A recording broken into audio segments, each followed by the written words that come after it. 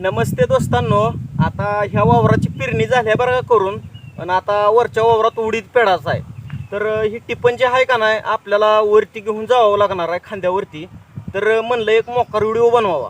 तर ह्या टिपणीचं चाडं वगैरे न काढता मी डायरेक्ट ही टिपण वरी घेऊन जाणार आहे आणि तिकडं उडीद पेरणार आहे. तर व्हिडिओ जर आवडत असली तर मित्रांनो चॅनलला खरीच राव एकदा सबस्क्राईब करून टाका बरं का.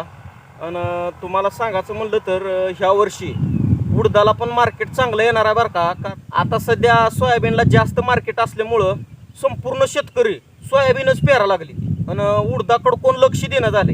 तर आपण उडीद पण पेरणार आहे बरं का, कारण शेतकरी शेंड्यावर शहाणा असते.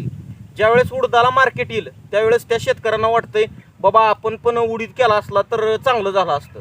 पण तसं न करता आपण संपूर्ण कडधान्य करायला पाहिजे बरं का, थोडी थोडी. मग कुठल्यावर गेम बसेल ती बसेल. तर चला मी ज्यादा वेळ न वाया घालविता तुम्हाला उडदाचं रान दाखवितो आणि टिपण उचलून घेऊन चाललेला पण व्हिडिओ दाखवितो. बघण्याचा प्रयत्न करा.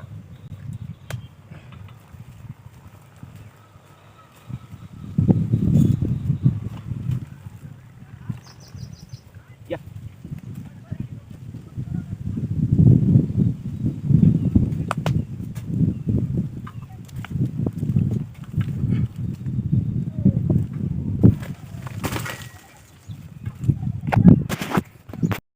तर आता टिपण घेतला बरं का खांद्यावर आणि मी वरच्या वावराकडे चालला आता तिकडं.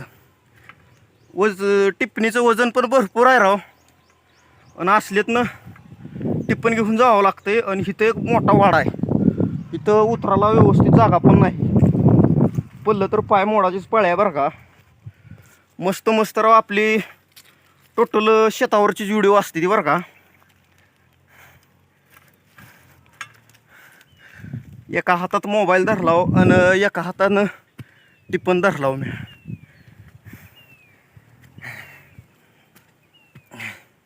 झाला आजच्या दिवस पेरणी चलल.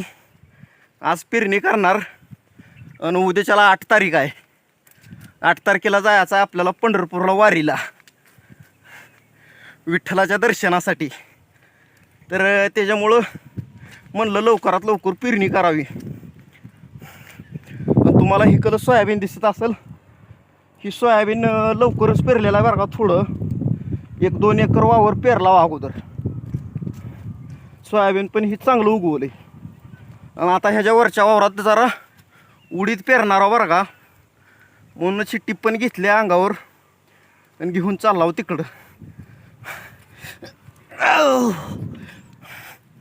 खांदा पण अवघडलाय राव खरंच. तर चलतंय मित्रांनो, एवढाच व्हिडिओ आपण बास करूया. तर इथं पॉईंटला टिपण आणून टिकली बरं का, आणि इकडं ही थोडा थोडा उडीद पेरलेला पण आहे दाखवतो. परत ओल लागल्यामुळं सोडून दिला बरं का.